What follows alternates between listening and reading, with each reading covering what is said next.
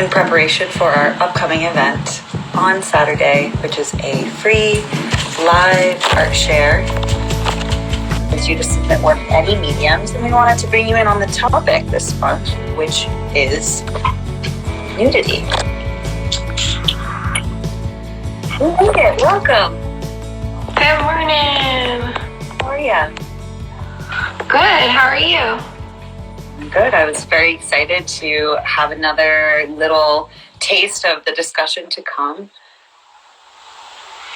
Lior, so for folks that don't know, was the genius behind coming up with doing these lives to dive in, to give people a little bit of what happens in the community, which I think was a great idea.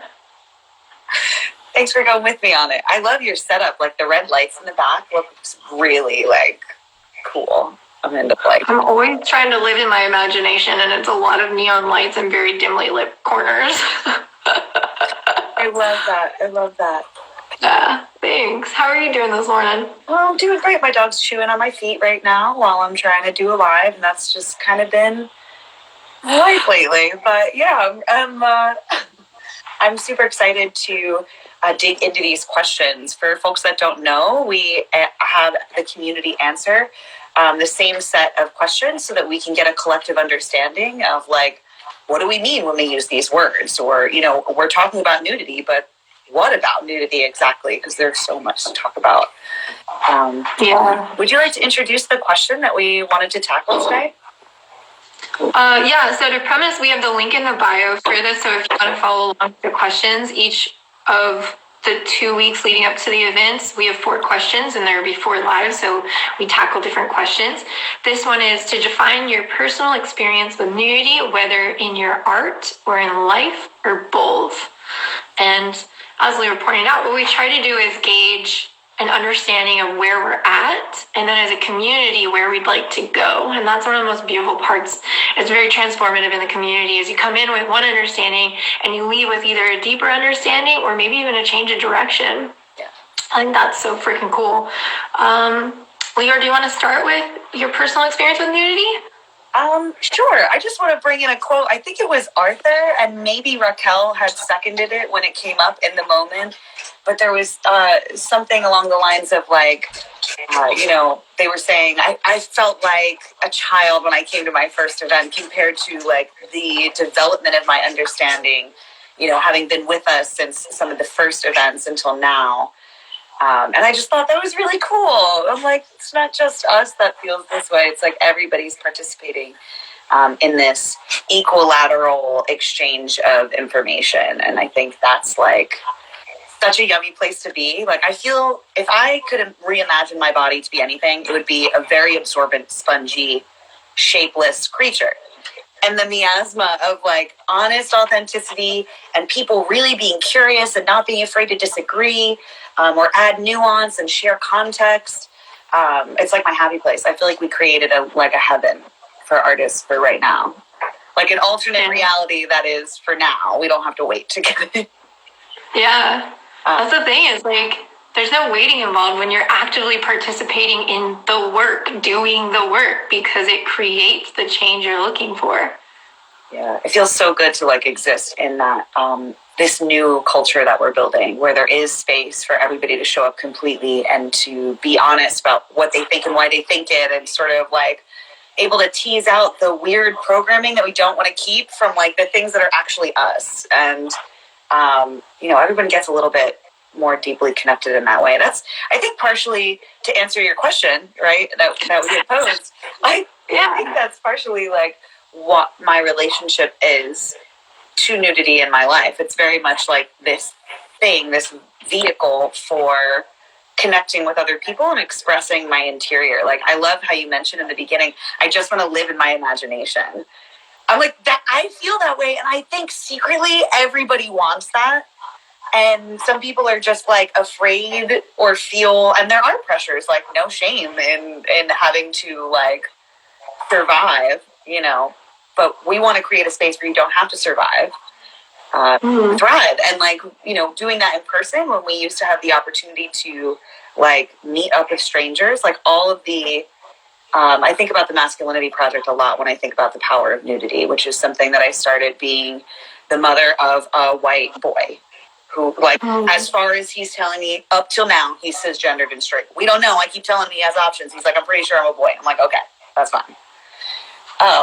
You know, and I'm like, I don't like the versions of masculinity I'm seeing, and I want to connect with people that are identify as men and are willing to work with me to help me discover what masculinity can be in a healthy and balanced way.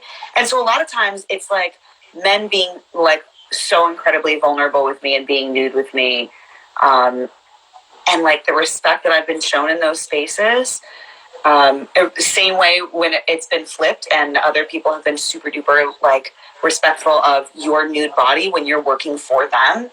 That kind of consideration, like it goes a long way. That compassion goes a long way, and I attribute a lot of my like rehabilitation to society, because to a certain extent, when you experience a lot of crazy shit in your early life, right? Like you become kind of like a wild animal. It's like, how do I human? Everyone is a lion. I don't like any of them. How do I? We become really hyper vigilant of those same circumstances repeating, and it's hard to see past the past. So like everything is seen through these like past glasses, and you can't imagine or reimagine any other outcome than what you're used to.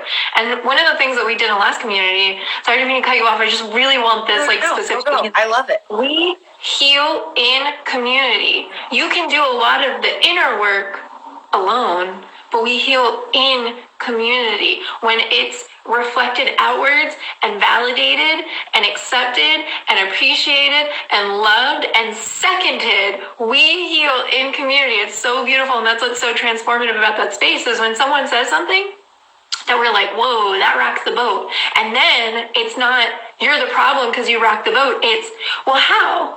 And when? And why is that making me feel this way? Together, when we analyze that, when we talk about it, and it's out loud, it's said, and all of the power that those secret corners have are dismantled. And we all move forward together. That's what the beautiful part of this is. Yeah. I love nudity is absolutely a tool for that as well, in terms of, I like how you describe like sort of going for those corners. And it's the same thing about the body, like the places of the body that you're like, oh, I'm sort of like ashamed of. I literally follow my shame like a magnet. I'm like, what do you feel like you hate today and it's impossible to love? I'm going to take a photo from that angle, and we're not going to stick with that. You know what I mean? Like sort of be parenting. And that's doing the work alone, right? But like you described, the healing really happens and fully integrates when you're able to share that in a community that allows you to have the context and the autonomy to discuss, and then like to feel your art hit home with somebody else and who's also sharing their experience with the work. We're like exchanging little liberations in that way. Yeah, that's the full circle. That's the holistic viewpoint, is like you examine it alone and go through every little last piece that you can decide, but you can only get up to a certain point. But then that like external sharing and community where people are like, oh, I see that and I recognize a part of me in that, and I'm going to add to this and build this house with you. Like there's this understanding, and now there's this, and then there's this, like Raquel, for example. So Raquel did this photo series, and I strongly recommend y'all go to look at her Patreon. On there, there's this, she challenged herself to shoot from angles that she has not shot from before.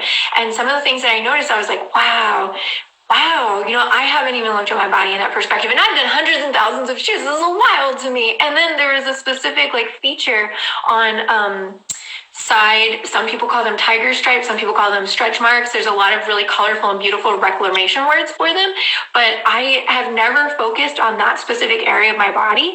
And I realized as I was looking at these, like, whoa, I have all of these preconceived notions, not actually analyzed by myself, of what my body looks like without actually having done the work to figure out what does that mean and do I think that.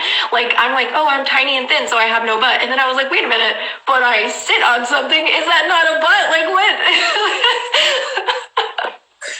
Yeah, I love that photo series. I have such a thing for stretch marks. I think like the way that skin looks, like the texture of skin is so crazy beautiful. And my fucking pet peeve is when like if someone photoshops my skin, I'll never work with them again.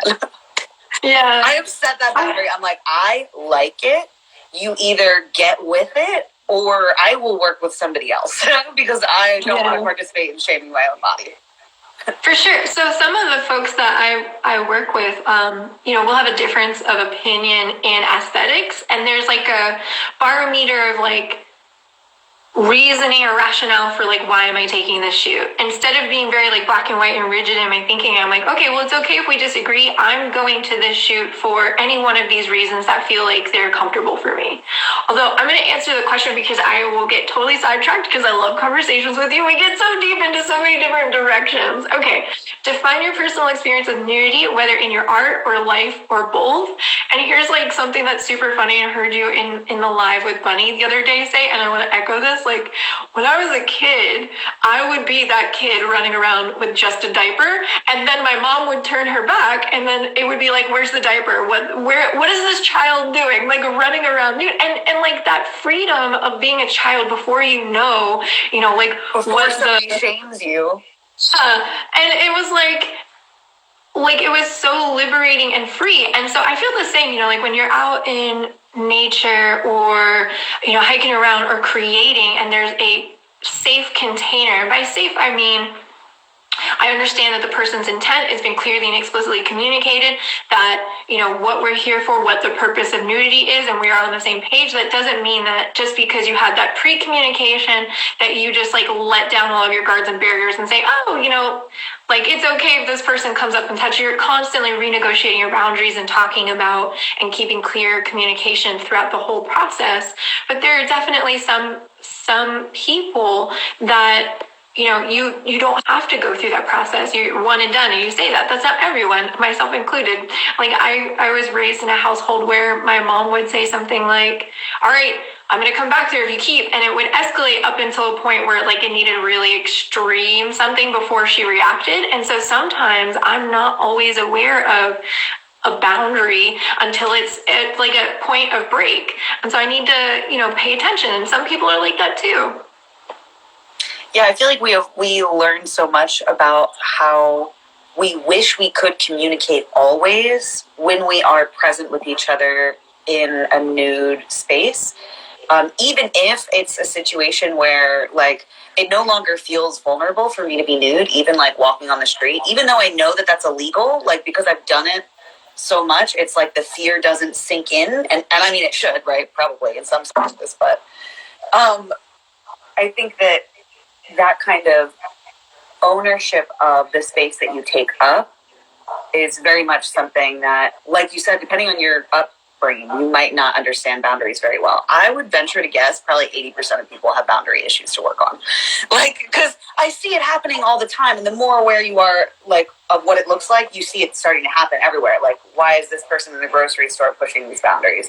Why is this family member pushing my boundaries? And, like, when you call people's attention to it, it's sometimes like really difficult to sit with, but practicing those skills, self-advocating and negotiating, like you mentioned, when you're in a space and being nude, it's sort of like, I think, removes the feeling of vulnerability and replaces it with something that feels a little bit like invincibility, like the kind of invincibility you feel in youth, where it's like you just don't give a fuck. You're like, I don't want anything touching me. I want to run around and feel the wind on my skin. Well, what you're talking about is like the more you've been nude, the more familiar it is in your body, the more at home you are with it, the more you practice, because it is our responsibility, right? It is literally our responsibility to uphold or re-communicate boundaries, full stop. Yeah, it can be frustrating if it's not something that you're used to, but the more that you do it, the more actually empowering it is, and the less like emotionally draining or scary it could be. That makes sense. And so one of the other things is like, sure, I can observe and witness other people where I'm like, oh, I don't like that. Like, that would touch my boundary there. I don't like that. But that's funny because, like I say this about freelance models all the time, we're cats. We all do things in different directions. And so what may touch my boundary for me may be like, whatever, I don't care to you. And that's okay. Like, we can all have different, that's what makes people. They're not all the same cookie. I, for one, don't want to be an oatmeal raisin cookie. I want to be an oatmeal chocolate chip cookie. And you may want to be a snickerdoodle. And those are both cookies and they are both amazing, but they don't have to be the same. I think that's why it's always better. Like we created the shoot communication PDF that helps collaborators take care of each other, and it's a free resource. That link is in our bio as well. It's just like, how can we start from a place of being the ultimate level of receptivity for our collaborator, so that we can really like hone in on what are the questions I need to ask to understand you deeply and get to a place where we can stop micromanaging what's happening and just flow, right? Like if I hear your boundary, then I know how I can move, and I can move more confidently. I think that's like a really fun thing that I've discovered about boundaries, like in the work that we do, is very much like there is power in no, and it's not like an aggressive no, it's a yes to something else, right? It's like not no meaning nothing, meaning stop, I hate you, everything's awful, and I want to leave. It's just not this one thing. How about we try this instead? And when you shift to that kind of mindset, I think like collaborations become really seamless. Yeah. Well, something you said super important and should be highlighted. Let's put it in a box, right? It's like, it's not a no to you. It's not personal. It's a yes to something else, but that no has to exist first in order to get to the yes. And it's definitely not about that person. Exactly. It only becomes, I love that, when you fail to say no, and then you end up doing something that you're not really enjoying. And then if the person you were with knew that you really weren't enjoying, they would be so upset. Because it's like, really, we do want to do a good job for each other. Like, if I found out that we were having a conversation and for like 5 whole minutes you were like in your head like, wow, this is so boring, I wish they would talk about something else, I'm like falling asleep and I hate talking about this, and I didn't know, I would feel so embarrassed and also sad, because I want to connect with you and I want to be relevant to you, right? And unless you tell me, hey, I can't really connect with you on this level, can we like talk about food, because I know we like the same kind of food, that would make me feel good. Like that kind of navigation and communication is like so essential. And so just for future, I will relate everything back to food. So food's always a go.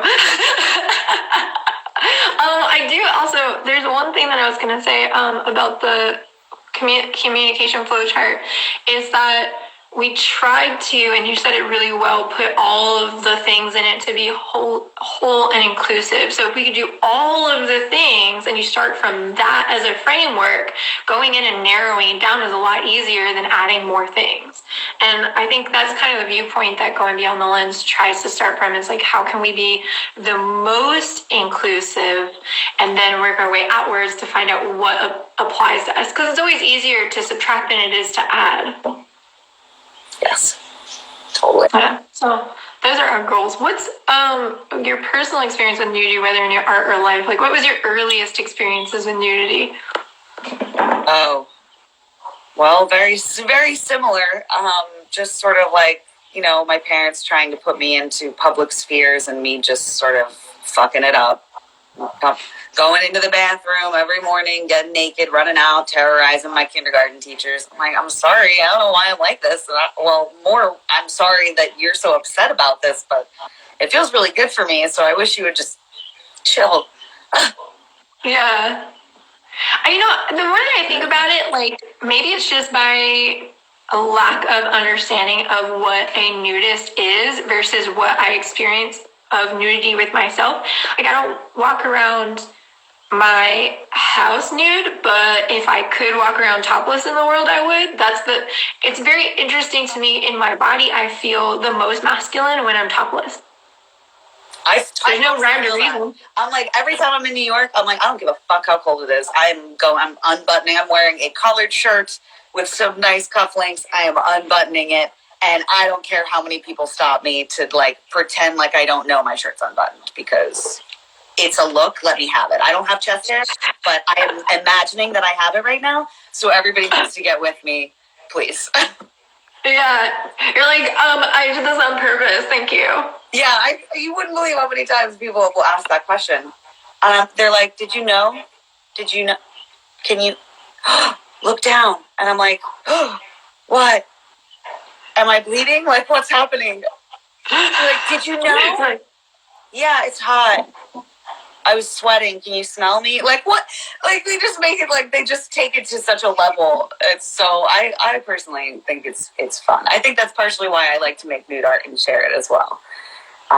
Because it's like when you're together, like I can meet a bunch of strangers. Those are always my favorite, doing group shoots. Like there's 20 people in a room and we're all just smashing our bodies together and we're seeing what happens. And then the photos that come out afterward, so many people are like, oh my God, wow, like it's so intimate and tender. Like, are these your lovers or something? And I'm like, no, these are like random people that I met and connected with on the internet because we all are ex.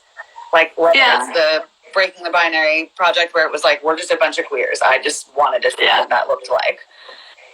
Yeah, that's something that's really interesting is like, I talked to another traveling model about this, being able to build a fast connection or container of safety with another person where you can then not only like be physically safe and be nude or vulnerable as society would deem it, but also to connect with another human being and in rapid succession. Whereas that's not a norm in the society that I was raised in.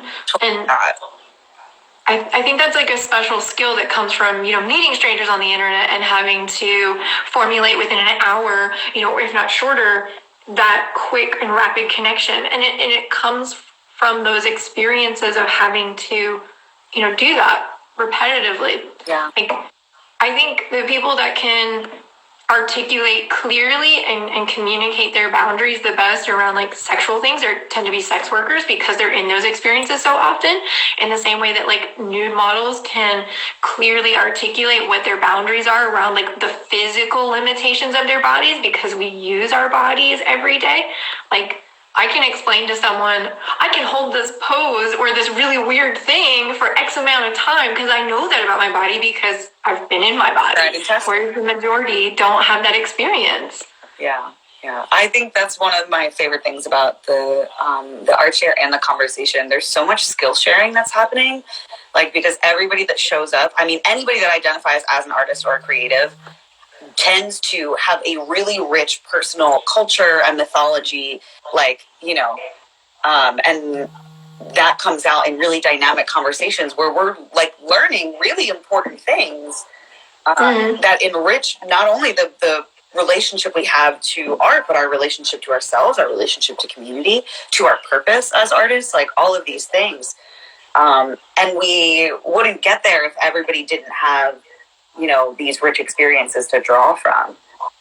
And I love that we get to share this particular skill that we just described, like that ability to sort of ask the right questions, like being really efficient with your connections, right?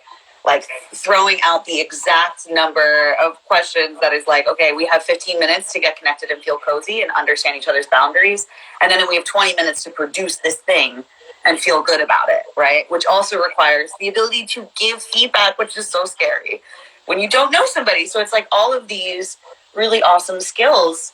I love bringing them into other spaces. Like I had the poetry class last night and we had to do portfolio review. And what's the point of that? It's to get feedback, right? And I knew I wanted feedback that was real and like actionable, meaning this functioned, this didn't. I don't want to hear it's pretty, blah, blah, blah, I like this. So I gave feedback in that way that was like very clear and descriptive. This is what was a barrier to me accessing. This is what I think it's trying to accomplish. These are the gems that I love. And this is what I would do to try and, expand out of that. I wouldn't have had that confidence to do that if I wasn't practicing it. And it was funny because every single person was like testing in the chat, like, what? That was like, thank you. I don't know. I'm not really that way. Like, I wouldn't feel comfortable like giving feedback to someone I didn't know like that. I'm like, yeah, well, I know this with people that make me feel safe.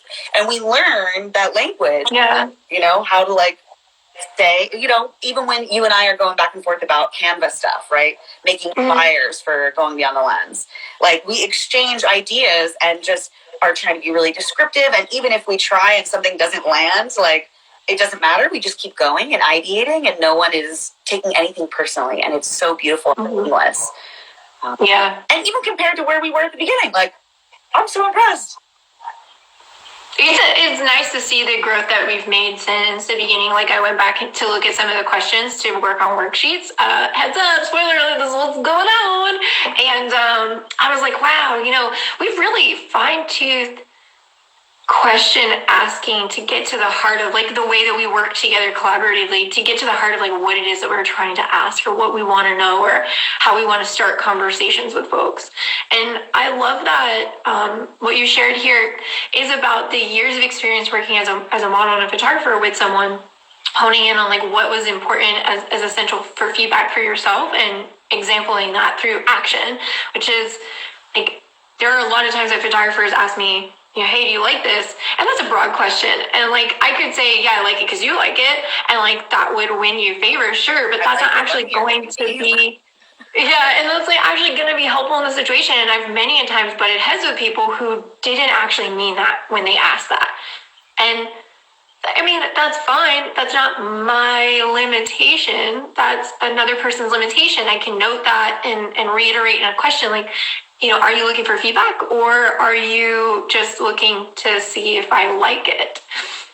And that's something that's been really scary for me, is to like reword what they're asking after like the first time observing that that's not actually what they're looking for. Yeah. It's really hard to be tuned in that way, like intuitively able to apply some, I want to say like lubrication for these points of interfacing between two beings. But it's really, you're offering clarity and understanding, because I think like so much, especially those of us who've been doing this for a long time, can sometimes get into patterns, especially if, let's say, you work with this one or two people like most of the time. Well, you get into a groove with them and you might not remember, what are all of the things. Like, it's super helpful to just have a checklist to refer back to be like, okay, even if this is our third time collaborating, if I forgot to ask you these things, let me do that, because I could make an assumption and then you show up and you're like, oh, I'm actually not comfortable with this. And I should have checked beforehand. So, it's like resources like these are super helpful in keeping us self-aware and not letting us take things for granted. And also, even for people that are getting into it and want to experience collaboration but aren't really sure what to expect, this gives you a baseline of like, they should be treating you like this way. Like they should offer these basic things and care about you and your health and safety in this way. Yeah, this is like the minimum threshold for human decency. Yeah. With that being said, we have it is in the bio of the link, the communication flowchart that we are speaking of. It's free. All you have to do is input your email and it is sent to you. We also have 2 events this month. This is pretty amazing. We're getting really good at this. We have an art share. Lior, you're so good at describing this. Do you want to describe it to folks? Well, it's Saturday at 1. We're going to be super consistent and keep everything starting at 1 p.m. Eastern time. So exciting. And basically you submit artwork and then you have the opportunity to speak on it and share some context if you'd like, and get the real-time reactions of your community beyonders, and get to see the impact that your art is making on other people. And then you also get to share your socials so that people can find you and can continue to, connect and network and collaborate with each other even beyond the events. So, yeah. And then the following Sunday on the 28th, we have the community conversation. Would you like to describe that one? Yeah. So a community conversation, we dive in and we learn from each other. We skill share. We talk about how I'm going to skip ahead to my favorite part. I got read to. Okay, sorry. I love that in our art shares, we have a variety of mediums, and in our conversations, we have a variety of artists with different medium backgrounds. And that's really helpful to me because I can see things through this single lens, but there's a much wider variation to the world going on. And so everyone brings their experience and uses that to talk and speak on. And it broadens the way that I see the world and enriches my inner world, which is really beautiful.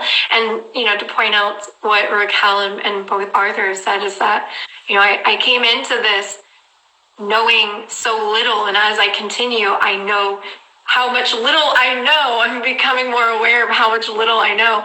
I think that's really cool. I'd also say about the art shares that there was who was it? There was a really beautiful art share that was just revolutionary to me. We get to see videos.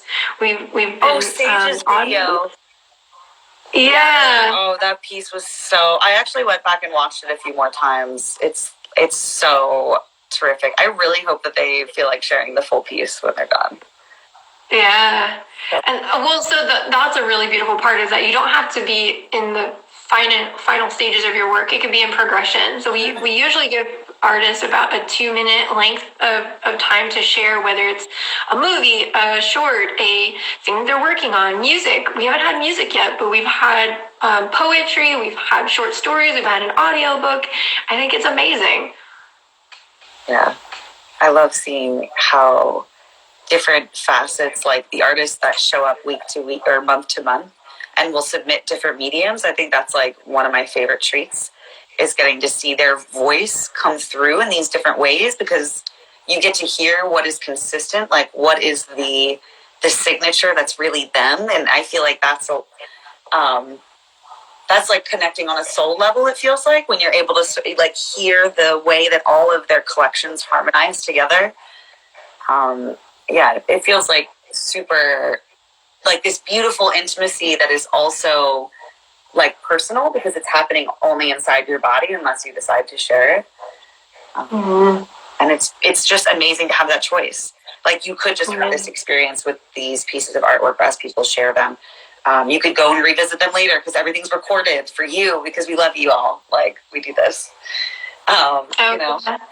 Prana said, and they weren't able to join us at the time of the community art share, but Prana said that watching what people had observed about their work was really enlightening and enriching for them, because things like you go into creating a piece with this one specific idea, and how it resonates with an audience may be different or may highlight something that you didn't even think about, and that was their experience. And I thought, wow, that's the work. That's why we're here. Yeah, it feels good when we have little moments like that where people are like, hey, this thing, like, if you were not sure if recording it was worth doing, here's saying these hours, and I mean hours, because I have the worst internet. Trying to upload stuff is insane. But it's worth it, because people are going back and using these resources, and they're still able to feel that intimacy and connection and community and sense of belonging. And deeper understanding of themselves and their work, even after the fact, which is such a nice pick-me-up. I like saving the clips for when I'm like having a really bad day. And then I'm like, all right, I'm going to go hear my friend's voice. I'm going to be quiet.